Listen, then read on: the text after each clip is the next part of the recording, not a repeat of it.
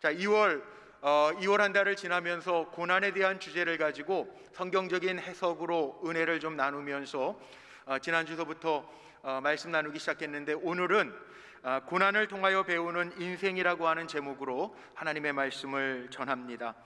지난주일에 약간 도발적인 제목으로 제가 말씀을 전했습니다. 고난 없는 인생은 없다. 우리의 인생은요, 고난 없는 인생이 아무도 없어요. 삶의 주제가 고난이기 때문에 성경 말씀에 나오는 어떤 사람도 고난의 길을 통과하지 않은 사람은 없습니다. 물론 고난도 실패도 없었으면 좋겠지만, 고난은 우리 인생의 삶 속의 한 단면이기도 합니다. 저도 가만히 말씀을 준비하고 생각하면서 목회하는 동안에 이제 근 30년이 됐습니다. 1991년도서부터 목회를 시작해서 지금 2021년도니까 30년이 됐는데, 목회하면서 전도사 때는 전도사 때대로, 또 목사가 되고 나서는 목사가 된 후로, 또 제 목회는 제가 가만히 한번 뒤돌아보니까 뭐 증조부, 그 조부서부터 고조부서부터 이렇게 다 기독교 집안이셨어가지고, 외가 쪽이 믿음의 집안에서 자랐고, 교회도 우리 감리교회 모교회라고 하는 곳이 저의 모교회이기도 합니다. 그러면서 어떻게 보면요, 첫 목회는 저 단양의 월악산 밑에 화전민촌에서 농촌 산촌 목회도 하고, 또 부목사 처음 되자마자 동해라고 하는 어촌이죠, 바닷가죠, 묵호, 옛날 묵호에 가서 부목사 생활을 1년도 하고, 또 우리 불꽃교회 올라와서 신도시 목회도 하고요, 이민 목회죠, 바다 건너가서 2억 마일리 넘어가서 캐나다에서 이민 목회도 하고, 또 다시 우리 불꽃교회 와서 이렇게 좋은 목회를 하는데, 목회를 하면서도 사명인 줄 알고 이 길을 걸어갔지만 때로는 힘들 때도 있었어요. 많이 지쳤던 적도 있고요, 때로는 목회하면서 와, 하나님 왜 이 짐을 지우시지? 라고 하는 데도 있었습니다. 일일이 다 말할 수는 없지만, 그래서 제가 흔히들 간증할 때 그런 얘기 하잖아요. 제가 목회하는데 산전, 수전, 이민 목회까지, 공중전, 신시가전까지 다 겪었다고. 하나님은 이런 과정을 통해서 저를 만드셨더라고요. 지나온 날들을 보니까 그래요. 목회하면서 이런 슬픔과 배반도 많이 경험해 봤습니다. 우리 불꽃교회에서 부목할 때 서울대학병원 짓기 전에요, 서울대학병원 지을 때 한 젊은 사람이 아들 하나 데리고 왔어요. 막 초등학교 입학할 만한 아들인데, 데려와서 자기가 연세대학 출신인데 뭐 은중관 박사님 예배 채플도 참여하고 그런 얘기하면서 IMF 때문에 너무 어려워져서 가정에서 나와서 아이하고 살아야 되는데 고시원 방값이 없다고 30만 원만 좀 도와주면 첫 월급 받으면 꼭 갚겠습니다. 그리고 왔어요. 멀쩡하고 자기 주민등록증도 다 보여주고. 제가 착하잖아요. 제 지갑 열어가지고, 근데 30만 원은 아니고 한 15만 원 정도 되는 거였던 것 같아요. 제가 다 줬어요. 한 달이 지났는데 간간무소식이더라고요. 근데 그런 사람들이 주변에 돌아다닌다는 얘기를 듣고 제가 선배 목사한테 한번 얘기를 했더니 저한테 그러더라고요. 아유, 공 목사 그런 마음 가지고 어떻게 이 험한 목회 하려고 그래? 천사 소리는 들을지 모르지만 제가 마귀 목사라는 소리 듣는 것보단 천사 목사가 낫지 않아요? 그랬던 기억도 나요. 이민 목회할 때는요, 이민 목사가 제일 많이 하는 게 뭐냐 하면, 공항에 도착하면 픽업해주고 방 얻어주고 운전면허증 갱신해주고 은행 어카운트 열어주고, 사업한다 그러면 사업 다 돌봐주는 거거든요. 그렇게 돌봐준 가정이 몇 가정이 돼요. 그런데 한 6개월, 1년 지나면 아이들 영어 예배 드리는 데 가서 적응해야 된다고 큰 교회 가겠다고, 그리고 떠나는 교인들이 있어요. 그러면 속상해요. 목사로서 많이 속상했던 기억도 있어요. 아, 이민 목회가 이래서 힘들구나. 그런 일들이 생각나면서 왜 우리가 고난이라고 생각을 하는가, 우리가 인생을 살아가면서 고난이라고 느끼는 이유가 있더라고요. 고난이라고 느낄 수밖에 없는 이유는 내 연약함 때문에 그래요. 내가 연약하고 부족하기 때문에, 내가 함량 미달이라고 생각되기 때문에 왜 이 고난이 내게 왔지? 라고 생각을 합니다. 아니면 삶의 일부분이 고난이라고 하는 것을 받아들일 수가 없어서 우리는 고난이라고 받아들이면, 내 것으로 받아들이면, 넉넉하게 받아들이면 되는데 받아들일 수가 없으니까 이거 너무나도 큰 고난이라고 우리는 생각합니다. 우리 성도님들은 어떠십니까? 어떤 고난이 있습니까? 어떤 연약함이 있습니까? 어떤 부족함이 있습니까? 우리 기도하잖아요. 기도할 때 제 기도도 봐도요, 뭔가 그렇게 부족한지 하나님 앞에 주소서, 채워주소서, 하나님 더하여 주소서. 제 기도만 봐도 그렇더라고요. 하나님 주세요, 하나님 허락해 주옵소서, 하나님 더하여 주옵소서, 채워 주옵소서. 이게 우리 기도의 대부분이에요. 우리의 인생은 어떻게 보면 부족한 게 참 많습니다. 요즘에 많은 분들이 고통스러워합니다. 이유는 코로나로 인해서 여러 가지 답답하고 힘든 가운데 제대로 영업조차 할 수 없으니까 더 많이 힘들어해요. 물론 내일부터 2단계로 방역 수칙이 단계가 낮아져서 10시까지 소상공인들 영업도 허락한다고 그러고, 교회도 다음 주부터는 이제 20%, 우리 교회 같은 경우에는 400명이 함께 모여서 예배할 수 있는 상황은 되지만, 여전히 코로나 때문에 경제적으로 어려운 분들, 물질적으로 고통스러워하는 분들, 또 좀 넉넉한 것 같아도 임대해주고 임대비도 못 받아서 생활이 안 되는 분들, 다 어려운 분들이 있어요. 근데 물질의 부족함이라고 하는 것이 코로나 때문에만 있는 건가? 아니에요. 누구나 다 부족한 거 있었어요. 물질의 부족함은 코로나 이전에도 없는 사람은 없어서 힘들어 했었어요. 근데 정말 우리가 부족한 게 뭔가? 오늘 말씀에도 나오는데요, 믿음이라는 단어가 있잖아요. 오늘 본문에도 나옵니다. 5절 말씀에 보죠. 너희는 말세에 나타나기로 예비하신 구원을 얻기 위하여 믿음으로 말미암아 하나님께 보호하심을 받았다. 믿음으로 말미암아. 정말 우리에게 부족한 것은 믿음의 부족이고 마음의 연약함임을 다시 한번 깨닫게 됩니다. 믿음이라는 게 뭘까요? 하나님 우리와 함께 하신다는 거잖아요. 혼자 살면 외롭고 혼자 살면 불안하고 고통스러운데 전능하신 하나님이 우리와 함께 하시고 오늘도 나를 보호하시고 지키신다라고 하는 것. 어차피 고난 없는 인생은 없어요. 그런데 이 고난 없는 인생 가운데에서도 하나님 우리와 함께 하신다는 것. 오늘 베드로 전서 1장의 말씀을 읽었습니다만, 1세기 기독교인들은 예수 믿는다고 하면 그 자리에서 죽여버리는 핍박과 박해의 시대였음에도 불구하고 베드로 사도는요, 그 고난 중에 있는 성도들에게 고난을 통하여 인생을 배울 수 있는 방법을 알려주고 있습니다. 고난을 통해서 우리가 배울 수 있는 게 뭐가 있을까요? 이 세 가지를 오늘 좀 나누고 싶어요. 오늘 본문에 나와 있어요. 첫 번째는 고난을 통해서 우리가 분명하게 배워야 할 것이 하나 있는데, 그것은 산소망, 참소망, 진짜 소망, 이거 배워야 돼요. 오늘 3절 말씀에 이렇게 기록되어져 있습니다. 우리 주 예수 그리스도의 아버지 하나님을 찬송하리로다. 그의 많으신 긍휼대로 예수 그리스도를 죽은 자 가운데에서 부활하게 하심으로 말미암아 우리를 거듭나게 하사 산소망이 있게 하시며. 산소망, 고난을 통해서 산소망을 배운다는 거예요. 산소망, 진짜 소망, 참 소망, 거짓 소망이 아닌 진짜 소망을 배운다는 거예요. 평상시에는 알지 못하는데 고난을 통해서 진짜 소망이 뭔지를 우리가 배운다는 거예요. 고난의 시간에 진짜 소망인지 가짜 소망인지가 드러나게 되어져 있습니다. 예전에 제가 캐나다에서 목회할 때 그 코스타 집회, 청년들 코스타 집회, 유학생들 집회에 많이 오셨던 김춘근 장로님께서, 지금 할아버지 장로님 되셨죠? 김춘근 장로님, 와임이라고 하는 책을 쓰셨어요. 한 번씩은 보신 분들도 계실 거예요. 이 김춘근 장로님이요, 미국에 유학 와서 한국인으로는 최초로 아이비리그 대학에서 정치학 박사 받았고 33살에 교수가 되고 36살에 미국 교수 가운데 최우수 교수로 평가를 받습니다.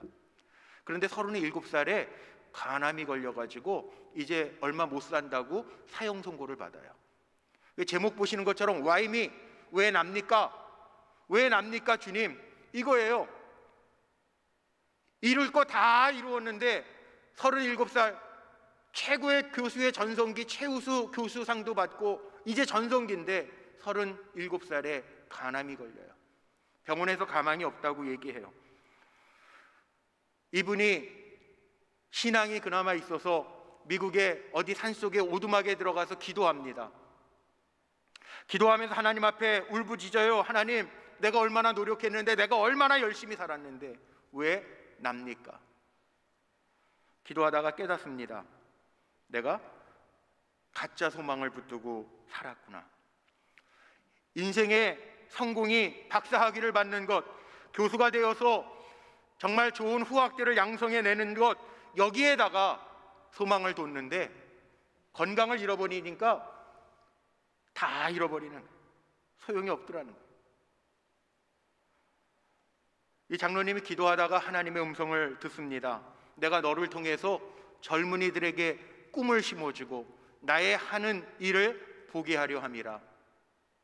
하나님의 음성을 듣고 나서요, 똑같은 고백인데, 와임이 하나님 왜 접니까? 나를 그렇게 귀한 일에 나를 부르시기를 원하신다면 와임이 왜 난지를 모르겠지만 나 같은 거 사용하셔서 하나님의 일을 이루어 주옵소서. 삶이 바뀌어요. 한 2년 전에 지금 한국의 청소년들 기도회 있죠? 다니엘 기도회, 온라인으로 하는 다니엘 기도회 강사로도 한 2년 전에 쓰임을 받으시다가 지금 할아버지 장로님 되셨어요. 지금까지 생존해 계시잖아요. 고난은요, 진짜 소망과 가짜 소망이 가려지는 구별점이에요. 가짜 소망, 이거 없어질 겁니다. 근데 하나님은요, 우리에게 진짜 소망을 주기를 원하시는 거예요. 고난을 통과할 때 이 고난을 통해서 내가 붙들고 있는 것이 진짜인지 가짜인지 하나님 알게 하신다는 거예요. 가짜 소망은요, 정말 중요한 순간에 우리를 배반해요. 근데 우리가 소망하지 않았던 것도 하나님은 우리에게 붙들어 주시는 은혜로 사용하시기도 해요. 보세요, 우리는 물질이, 사람이 우리의 소망인 줄 알고 살아요. 그런데 이건 언제든지 우리를 떠날 수 있음을 분명히 알아야 됩니다.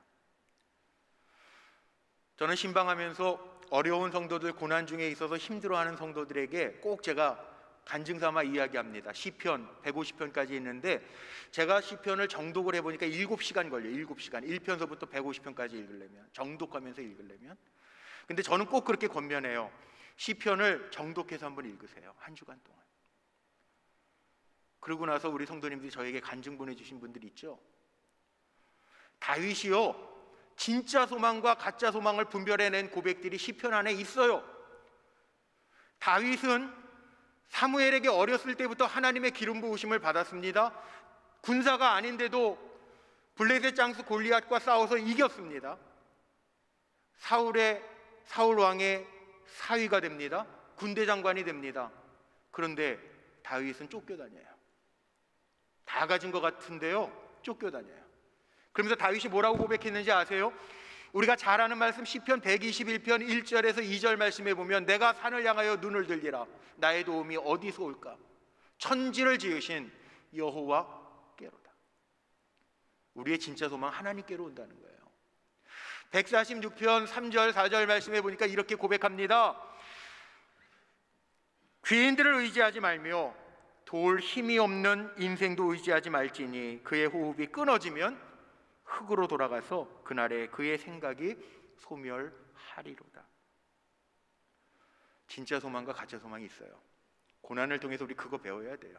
내가 붙들고 있는 게 진짜 소망인지 가짜 소망인지 배워야 돼요.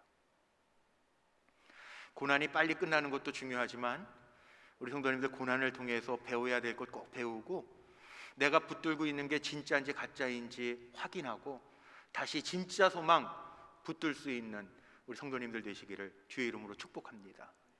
두 번째 배워야 될 것이 있어요. 성경에는 이렇게 표현해 놨어요.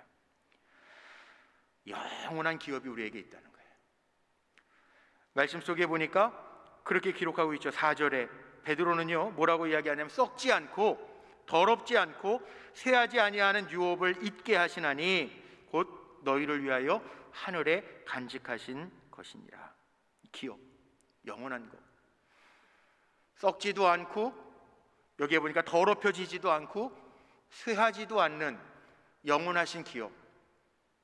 이 기업이라고 하는 건 회사가 아닌 거 아시죠?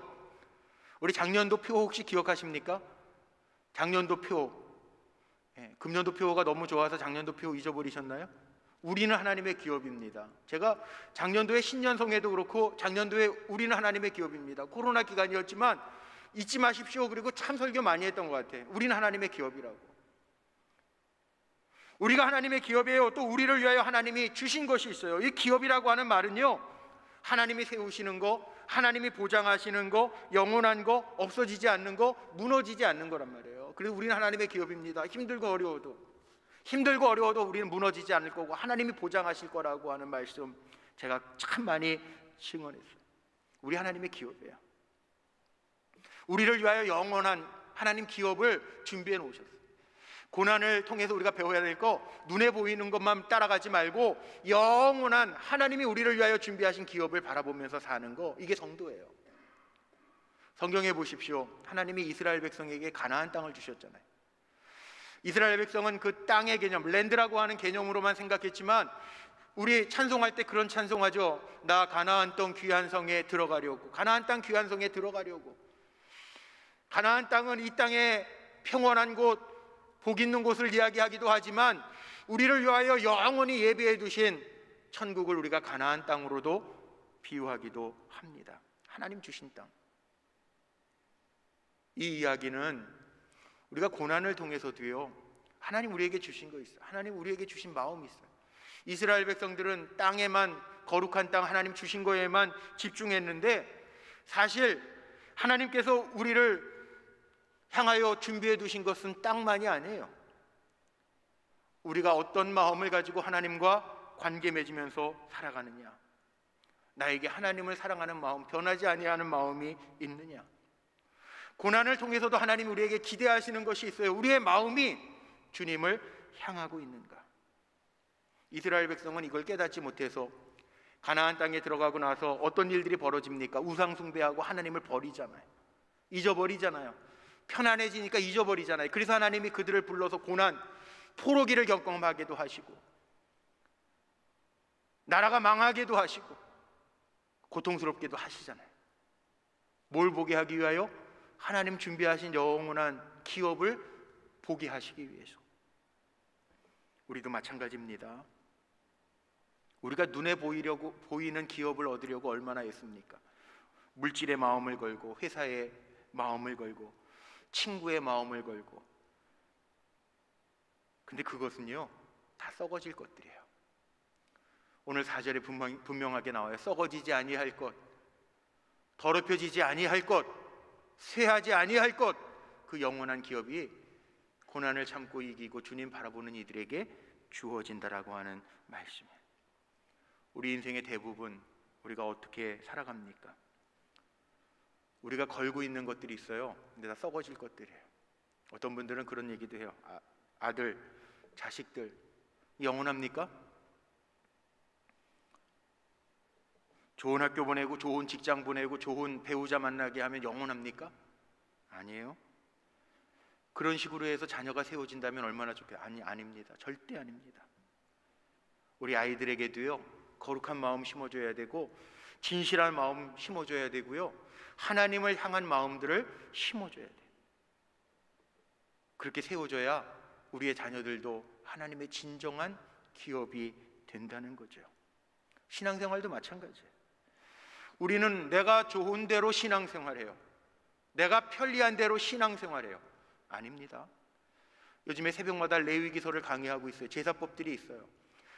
왜 하나님 이렇게 복잡하게 제사법을 만드셨을까? 기도하면서 찾다 보니까 예배도요, 하나님의 방법으로 드리는 거예요. 우리가 편한 대로 드리는 게 아니라는 거예요. 근데 우린 신앙생활도 그렇게 해요. 자기 이름 내기 위해서 하고, 자기 영광 얻기 위해서 하고, 하나님의 영광을 말로는 표현하지만 하나님하고 전혀 관계없는 신앙생활할 때가 얼마나 많은지 몰라요. 정말 하나님과의 관계가 제대로 이루어진 신앙생활인가? 나에게 구원의 기쁨이 있는가? 우리는 하나님이 원하시는 것들을 생각해 봐야 돼요. 썩어지지 아니할 것, 더럽혀지지 아니할 것, 쇠하지 아니할 것이 어떤 것이 있는가? 하나님이 원하시는 편에서 생각해 봐야 돼요. 하나님이 원하시는 것은 우리의 마음이 어디를 향하고 있는가? 하나님이 이스라엘 백성과 계약을 맺으시면서 계속 말씀하시는 게 있어요. 너희는 나의 백성이 되고 나는 너의 하나님이 될 것임이라. 내가 하나님의 다스려 주심이 있는 사람이 하나님의 기업이에요. 우리는 하나님의 기업입니다. 작년에 제가 참 많이 설교했어요. 하나님의 다스려 주심이, 간섭하심이 나에게 나타나고 있는가? 신앙생활은요, 거기에 있어야 돼요. 약해도, 내가 모자르고 부족해도요, 하나님의 다스려 주심이 있으면 괜찮아요. 중국의 복음 선교사 워치만 리, 영의 사람, 기도의 능력이라고 하는 책을 썼던 이 워치만 리라고 하는 사람이요, 기도의 능력이라고 하는 책에서 이런 간증을 합니다. 워치만 리가 사람들이 다 그랬대요. 몸이 워낙 약해서 30까지도 살지 못할 거라고 이야기했다는 거예요. 그래서 마음속에는 늘, 야, 난 이렇게 약한데 어떡하지? 난 너무 약해. 그런 마음을 가지고 기도하면서 살았어요. 그러던 어느 날 꿈을 꿉니다. 꿈입니다. 꿈속에요, 양쯔강, 그 복음을 전하기 위하여 양쯔강을 거슬러 올라가, 배를 타고 양쯔강을 올라가는 꿈을 꾸는데, 배가 양쯔강 중반쯤 갔는데 바위에 걸렸어요. 하나님 앞에 기도합니다. 하나님, 살려주세요. 배가 무사히 통과하게 해주세요. 그랬더니 하나님이 꿈속에서 말씀하시는 거예요. 어떻게 도와줄까? 바위를 옮겨줄까? 아니면 물을 더 많게 해서 배가 통과하게 해줄까? 배가 통과하게 해주세요. 기도했더니 정말 양쯔강에 물이 차오르면서 배가 바위로부터 물이 높아지니까 잘 통과하더라는.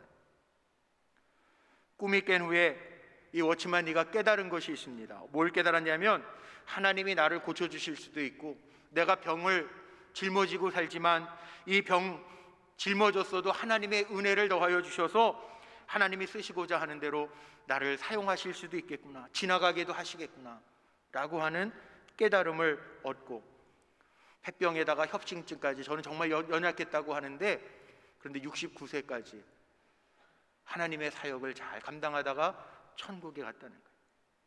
무슨 이야기입니까? 우리는요, 이 땅에 살지만 하나님의 영원한 기업임을 잊지 말아야 돼요. 고난은 필요 없는 것이 아니라 우리 인생으로 하여금 하나님의 영원한 기업을 생각하게 하는 방법임을 꼭 기억하고, 고난을 통하여 영원한 것을 바라보고 영원한 세계를 경험할 수 있는 우리 성도님들이 되시기를 주님의 이름으로 축복합니다. 마지막, 고난을 통하여 배울 수 있는 세 번째, 오늘 본문에 나옵니다. 확실한 믿음이에요. 믿음. 7절에는 이런 말씀이 있어요. 너희 믿음의 확실함은 불로 연단하여도 없어질 금보다 더 귀하여 예수 그리스도께서 나타나실 때 칭찬과 영광과 존귀를 얻게 할 것이라. 확실한 믿음. 고난을 통해서 우리는 확실한 믿음을 배워야 돼. 확실한 믿음이 뭡니까? 하나님 살아계시고 그 하나님을 바라보는 거, 살아계신 하나님을 바라보는 거, 이게 확실한 믿음이에요. 하나님 우리에게 말씀하셨잖아요. 하나님 믿고 내 이웃을 내 몸처럼 사랑하고, 또 하나님 주신 축복들 그거 잘 선용해서 세상에서 좋은 영향력을 끼치며 살라 말씀하셨잖아요. 근데 우리는요, 뒤집어요. 하나님 믿으라고 그랬는데 사람들 믿고, 물질 그거 잘 활용하고 선용하라고 그랬는데 우리가 물질에 마음을 두고 살고, 오히려 하나님을 이용하면서 살 때가 참 많죠. 뒤바뀌어서 살아갈 때가 얼마나 많은지 몰라요. 그런데 고난은요, 우리에게 참 믿음을 보여준다는 거예요. 믿을 것과 믿지 말아야 될 것이 무엇인지를 보여준다는 거예요. 고난을 통해서 어떤 분이 그런 표현을 썼더라고요. 고난은 영적인 필터래요. 고난을 통해서 불순물들은 다 걸러져야 된다는 거예요.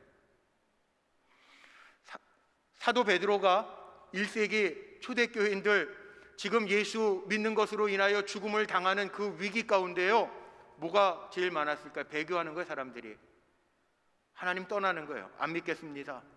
그럼 사는 거예요.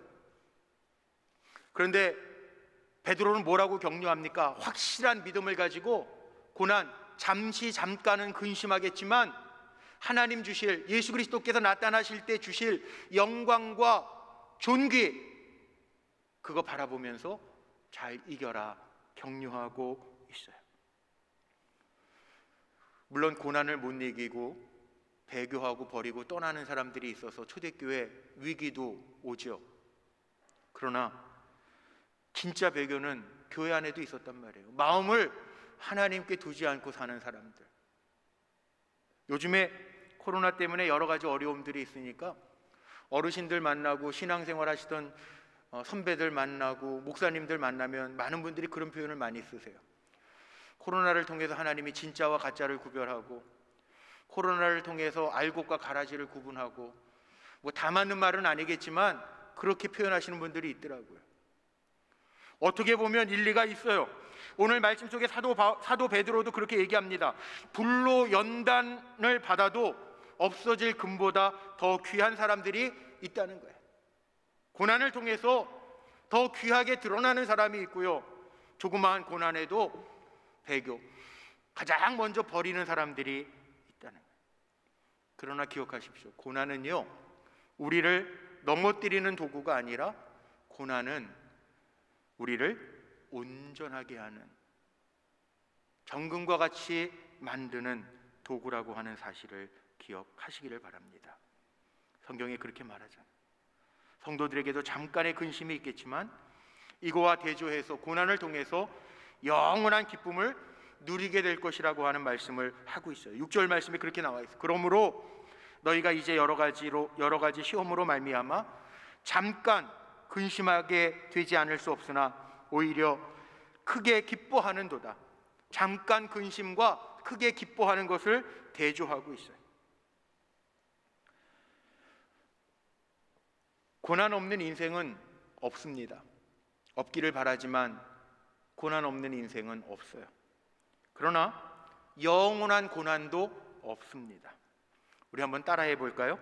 고난이 있을지라도 영원한 고난은 없다. 아멘. 고난은 잠깐 금신하는 거예요. 고난에는 만료기간이 있어요. 그 고난 때문에 고난에만 머물러 있고 고난에만 묻혀 사는 사람들이 있는데 그럴 필요 없어요. 그거 다 통과하는 거예요. 이번 주 수요일부터, 성의 수요일부터 사순절이 시작됩니다. 이제 주님 우리를 위해서 십자가를 지신, 오늘도 우리 박승혁 집사님 찬양해 주셨잖아요. 사명, 그 길, 생명을 버리신 그 길, 우리 기억하면서 나도 따르리이다, 그 사명 찬양해 주셨잖아요. 우리 그 길 가는 거예요. 예수 믿는다고 희원의 대로 비포장 그 길 벗어나서 아주 고난 없이 탄탄대로만 걸어가는 것이 아니라, 때론 우리에게 주님이 받으신 고난과 같은 고난이 있을지라도 사명 붙들고 나아가는 게 우리 믿음의 사람의 삶이라는 거예요. 예수님도 고난 받으셨는데요, 뭘. 성경에 나오는 사람 어떤 사람도 고난 받지 않은 사람이 없다니까요. 예수님도 받으셨어요. 말씀을 정리하면서 마칩니다. 우리 성도님들, 고난을 어떤 눈으로 바라보고 계십니까? 정말 오늘 베드로전서 1장에 나와 있는 산소망, 영원한 기업, 확실한 믿음으로 고난을 통하여 내 인생이 더 든든해지고 있습니까? 제가 결론으로 생각나는 경험 하나만 이야기하고 오늘 말씀 마치려고 그래요. 고난을 생각하다 보니까요, 제 책상에 앉으면 바로 옆에 책장에 베트남 청년들이 저에게 선물로 준 Pray for Vietnam, 영어로 쓰여 있고 베트남 지도가 그려져 있는 액자가 있습니다. 벌써 5, 6년 지났네요. 2015년도 7월 달에 제가 베트남 청년들 집회를 갔어요. 제가 담임 목사 되고 2년 지나서 집회였는데 제 첫 해외 집회가 베트남이에요. 좀 해외 첫 집회가 좀, 그래도 첫 집회인데, 해외 첫 집회인데 좀 뽀대나게 뭐 아주 좋은 데 가면 얼마나 좋아요? 인간적으로 보면. 근데 베트남을 갔어요. 베트남을 친구 목사랑 저랑, 제가 저녁 강사, 그 친구가 아침 강사 해가지고 갔어요. 일주일 집회한다고. 리조트를 하나 빌려서 120명의 베트남 청년들이 모였어요. 그 집회를 저녁에 해요. 세상에, 저는 추운 거는 참아도요, 더운 거를 못 참는 사람이었거든요. 근데 베트남에 가니까 되게 덥고 습해요. 거기에다가 쓰던 방에 에어컨이 되게 희미하게 나오는데, 저는 베트남, 동남아는 다 그런 줄 알았어요. 동남아를 그때 처음 가봤거든요. 그 친구 목사는 필리핀에서 베트남에서 사역하던 친구니까, 야, 베트남 에어컨은 다 이러냐? 그랬더니 나중에 알고 보니까 고장 난 거였더라고요. 정말 힘들었어요. 집회 시간이 돼서 집회를 들어갔어요. 제가 인도하는 시간에. 아니, 뭔 애들이요? 청년들이, 베트남 청년들이 강사가 앉아 있는데 찬양을 2시간을 해요. 제가 설교하는 시간인데, 제가 설교만 하는 게 아니라 옆에 통역이 있잖아요. 베트남어로 통역해 주는 친구가 있잖아요. 그러니까 저는 30분 설교를 준비하려 30분 설교 준비했는데, 어쨌든 설교하다 보니까 통역도 있으니까 1시간 반 설교를 했어요. 설교 시간이 1시간 반, 찬양 2시간. 설교가 끝났어요. 다시 찬양을 2시간 하고 그 다음에 기도해요. 밤새서 기도해요. 와, 저는 사실 그 집회 가면서 내 첫 집회를 하나님 왜 여기로 보내셨지?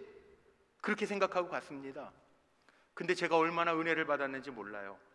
베트남 청년들하고는요, 그 리조트에서 밥을 먹는데, 그 베트남 음식이라는 게 그래요. 중국 음식처럼 가운데 뭐 여기 뭐 나물 짜게 묻혀놓은 거, 밥, 큰 사발에다가 밥, 생선 졸여놓은 거, 이런 거 가운데다 놓고 자기 먹을 거 앞접시에다 이렇게 넣어 먹어요. 이 청년들하고 같이 아침, 점심, 저녁 세 끼를 그렇게 돌아가면서 앉아서 먹는데, 한 청년이 이런 고백을 하는 거예요. 목사님, 저는 베트남에서 2가지 어려움이 있는데, 소수 민족 출신입니다. 난 무슨 얘기인지 몰랐죠. 베트남 사람 다 베트남인 줄 알았더니, 베트남에는요 거의 1억의 인구가 있는데 52개 부족이 있대요. 그러니까 키에 쪽이라고 하는 베트남 오리지널 민족이 아니면 다 뭐 타이족, 무슨 족, 소수족이래. 소수족이기 때문에 차별을 받는데, 거기에다가 베트남은 우리 작년에 가봐서, 우리 의료선교 작년에 고생했잖아요. 재작년에 실패했잖아요. 공산국가라 막 쫓아다니고 아주 그냥 힘들었어요. 그런데 그런 얘기를 하는 거예요. 공산국가이기 때문에 예수 믿는다고 하면은 대기업에도 못 들어가고 교사도 못 되고 공무원도 못 된다는 거예요. 그래서 너무나도 힘듭니다. 그런데 그래도 나를 사랑하시는 예수님을 포기할 수 없습니다. 오히려 이 어려움 때문에 더 예수님을 깊이 만나게 됩니다. 그 고백을 했어요. 제가요, 우리는 그렇게 안 살죠. 우리 찬양 2시간 하고 예배 드린다고 그러면 아마 다 나가실걸요? 말씀 1시간 반 한다고 그러면 목사님 시계 계속 보고, 목사님 오늘 왜 저래 그럴걸요? 근데 밤새도록 기도하면서요, 제가 첫 집회, 해외 첫 집회였는데 잊을 수가 없어요. 물론 그 다음에 나간 적도 없지만 제가 잊을 수가 없어요. 지금도 제 책장에는 옆에 그 액자가 붙어 있어요. Pray for 베트남. 베트남을 위해서 기도해달라. 그 청년이 고백했던 게 잊어지지가 않아요. 고난 속에서도 나는 예수님의 사랑을 포기할 수 없습니다. 와, 오늘 제가 한 줄 결론을 이렇게 내리고 말씀 마치려고 합니다. 고난 없는 인생은 없어요. 그러나 우리 불꽃교회 성도님들, 고난을 통해서 하나님의 사람으로 더 견고하게 세워지시기를 주님의 이름으로 축복합니다. 고난은 필요 없는 게 아니라 고난을 통하여 나를 더 새롭게 하시는 하나님의 은혜를 이룰 수 있다면, 고난은 고난이 아니라 하나님의 주시는 축복인 줄로 믿습니다. 기도하시겠습니다.